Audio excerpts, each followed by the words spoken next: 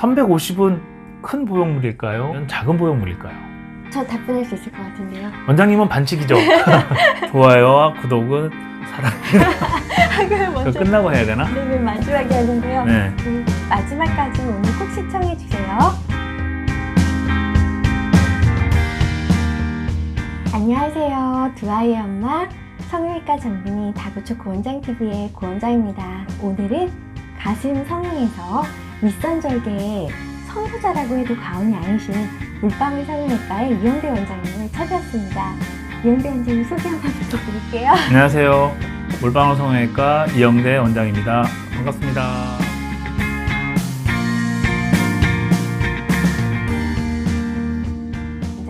오늘 저희가 얘기해 볼 거는 아무래도 가슴 확대다 하면은 환자분들이 가장 초점을 맞추는 게 얼마만큼 자기가 키울 수 있는지, 그러니까 사이즈를 어떻게 하는지에 대해서 제일 궁금해 할 것 같아요.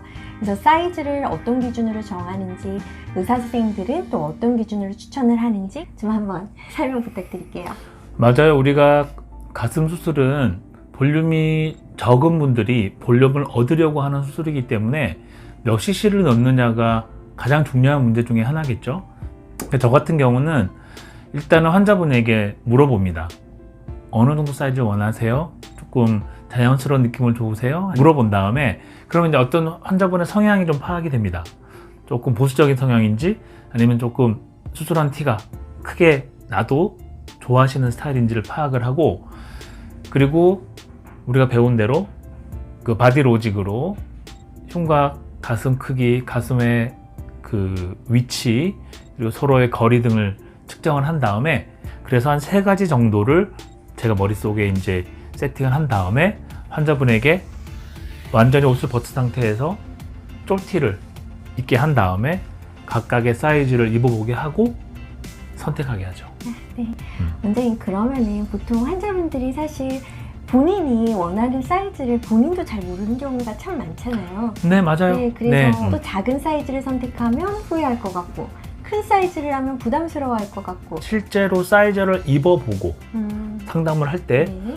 자, CC는 나중에 알려드릴 테니 제가 보내드린 요 3개 또는 4개 중에서 입어보시고 마음에 드는 걸 고르세요 합니다. 제가 이런 비유를 많이 해요. 우리가 명품 매장에 가서 백을 사는데 네. 가격표를 붙여놓고 고르는 거랑 가격표가 없이 고르는 거랑 그냥 내가 좋아하는 걸 고른다라는 점에서 어떤 게 더 내가 좋아하는 걸 고르게 될까요? 당연히 가격표 없는. 그렇죠. 내가 재벌이 아닌 다음에는 사이즈도 마찬가지예요. 의사도 그렇고 환자들도 그렇고 우리가 머릿속에 있는 CC하고 실제로 입어봤을 때 CC는 느낌은 전혀 다르죠. 또 두 번째, 자, 350은 큰 보형물일까요? 아니면 작은 보형물일까요? 저 답변할 수 있을 것 같은데요. 원장님은 반칙이죠. 350이 크다 작다 얘기를 하려면 이 보형물이 어떤 체형에 어떤 사이즈의 흉곽에 들어가게 되는가를 따져봐야지 크다 작다 얘기를 할 수 있어요. 이런 것도 많이 물어보거든요.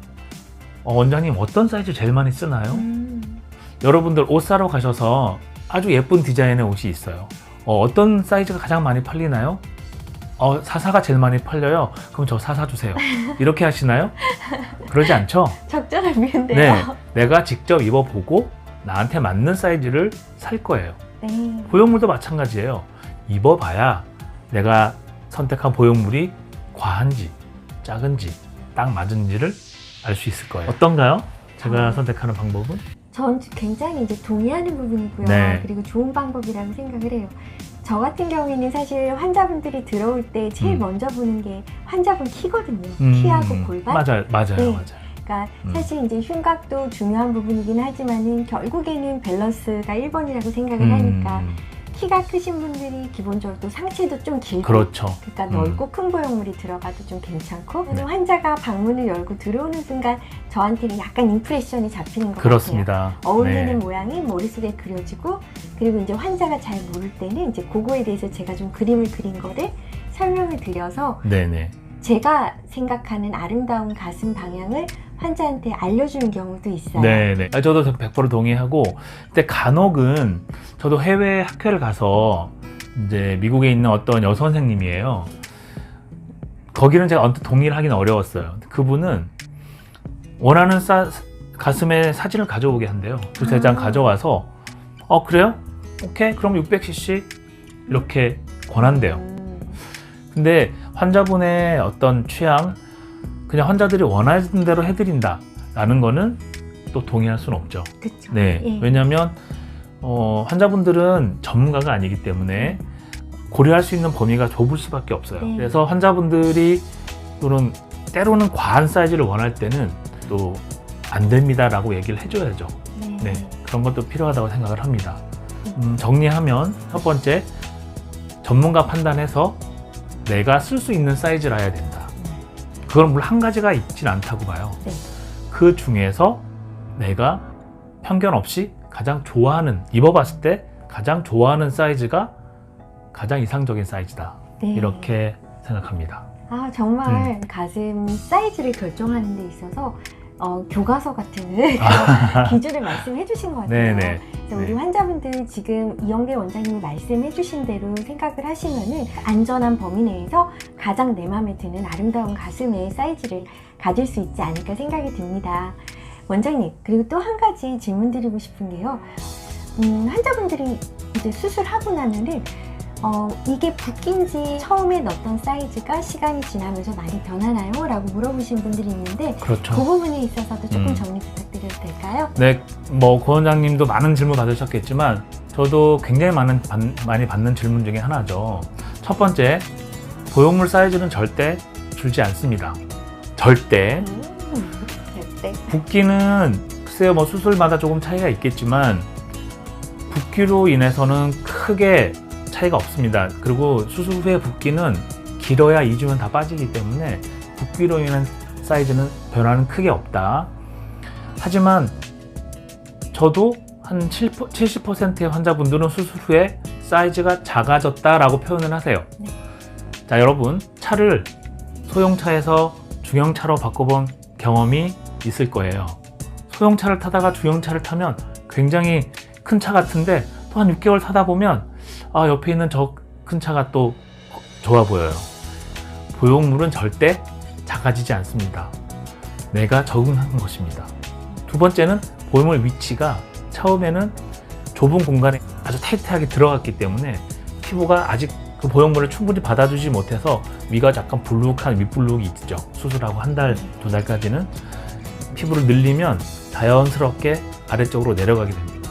그러면 또 보형물이 좀 위에 있다가 조금 아래로 이동하니까 그런 영향도 가슴이 좀 작아졌다라고 느끼는 이유 중에 하나가 되는 거지. 이제 논문에도 나와 있고 이제 제 경험으로도 그렇지만 기부스하고 나서 이렇게 다리 근육 주는 것처럼 가슴 그렇죠. 볼륨이나 이제 가슴에 이제 근육들이 그러니까 보형물은 그대로 있지만 덮고 있는 내 살이나 연조직들이 조금 이렇게 부피가 얇아지는 경우가 있습니다. 네. 얇아져서 조금 보형물이 이제 가슴이 좀 작아졌다라고 느끼시는 분들은 좀 있는 것 같아요. 네, 맞는데 그 요소도 하나 있을 것 같네요. 가슴 이제 근육이 좀 두껍다 이럴 경우에 있어서는 그 부분이 이제 줄 거를 조금 감안해서 한 치수 조금 더 크게 권해드리고 있습니다. 네.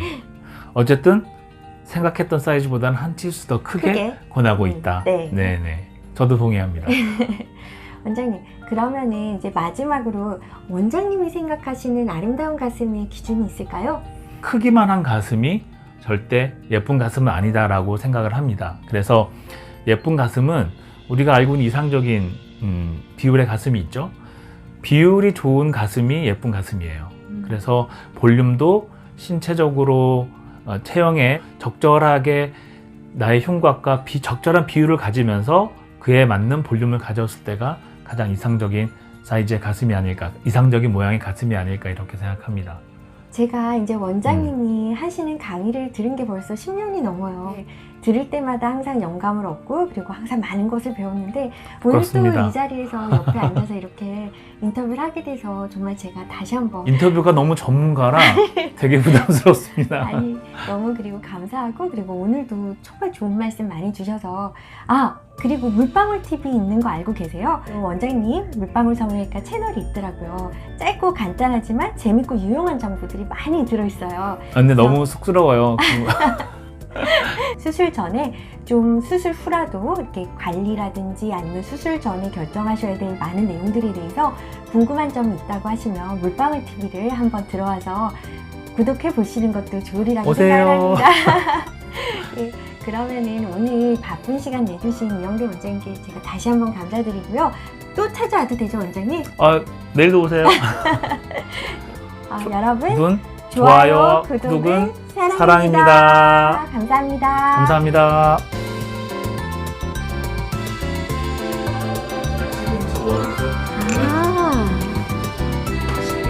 여기 이제 나갈 거예요. 다고초보 원장 TV 여기. 세계도 가는 물방울 성형외과네요.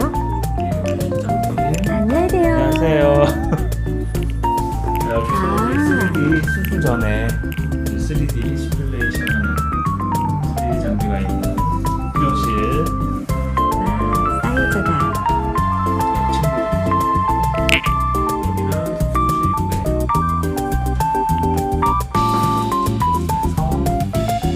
여기는 이제 공간 멸균 구역이라고 우리가 코로나가 오기 전부터 세기별로 멸균을 공간 멸균을